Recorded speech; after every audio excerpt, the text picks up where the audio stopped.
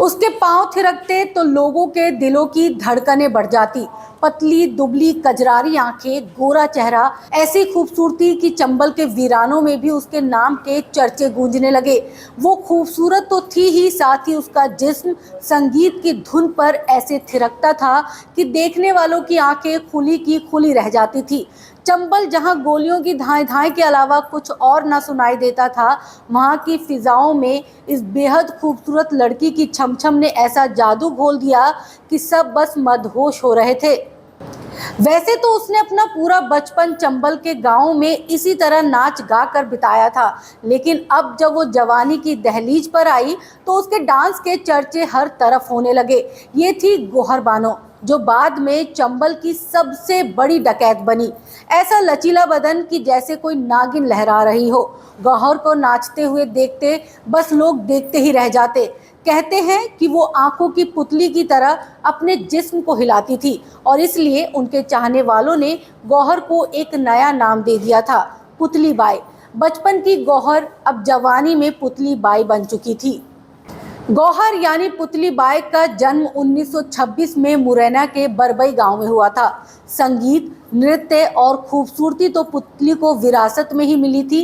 कहते हैं कि पुतली बाई की मां अस्कर बाई भी अपने ज़माने में बेहद खूबसूरत थी, लेकिन पुतली बाई ने तो अपनी मां को भी खूबसूरती के मामले में कहीं पीछे छोड़ दिया। पुतली बाई का एक भाई भी था जो तबला बजाया करता था। बचपन से ही पुतली को अपने भाई के तबले की थाप पर थिरकने का शौक था और इसी शौक को अब पुतली की मां ने परिवार की कमाई का जरिया बना दिया।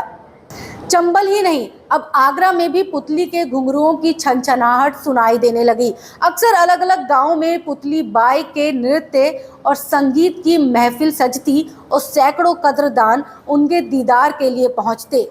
पुतली पर पैसों की बारिश होने लगी। जैसे जैसे वो जवान होती रहीं, उनकी महफिल में भीड़ बढ़ती गई। पुतली बाई के चाहने वालों में अब चंबल और आगरा के पुलिस वाले भी शामिल थे। चंबल के बिहड़ में तो जैसे पुतली ने रौनक ही ला दी थी।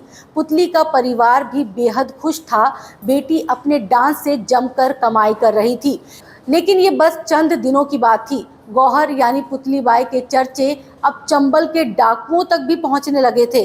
पुतली के दीवानों में अब पुलिस के साथ साथ डाकू भी शामिल हो गए थे। चंबल के बिहड़ में उस वक्त डाकू सुल्ताना के नाम का डंका बजता था।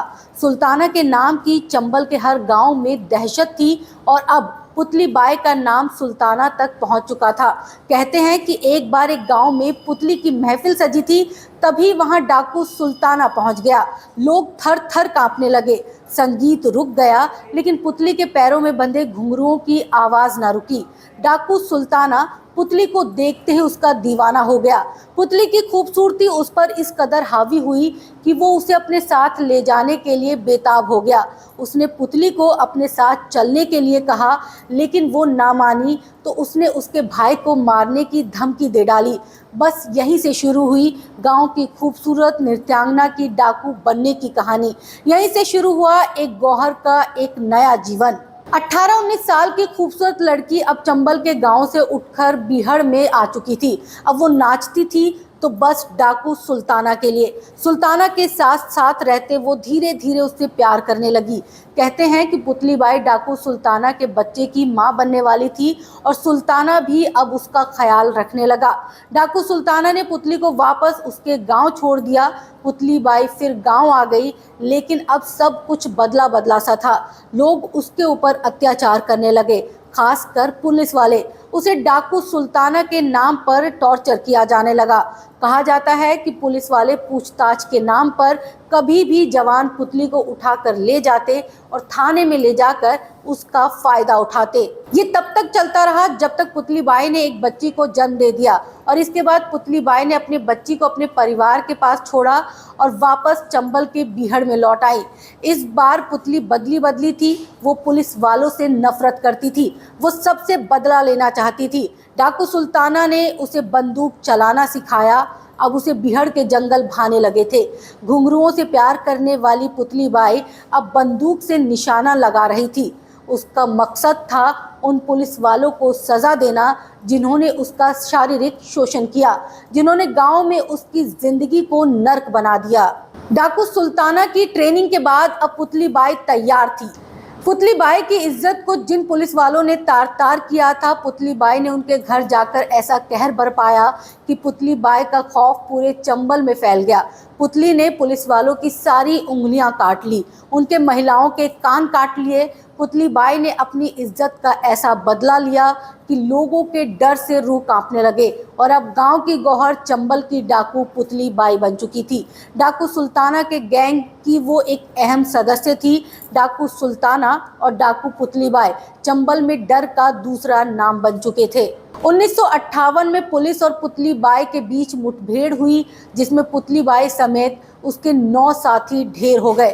पुतली बाई का अंत होता है, लेकिन महज 32 साल की छोटी सी उम्र में डाकू पुतली बाई कभी अपने घुंघरुओं से तो कभी बंदूक की आवाज़ से चंबल के बीहड़ में हमेशा के लिए अमर हो जाती है।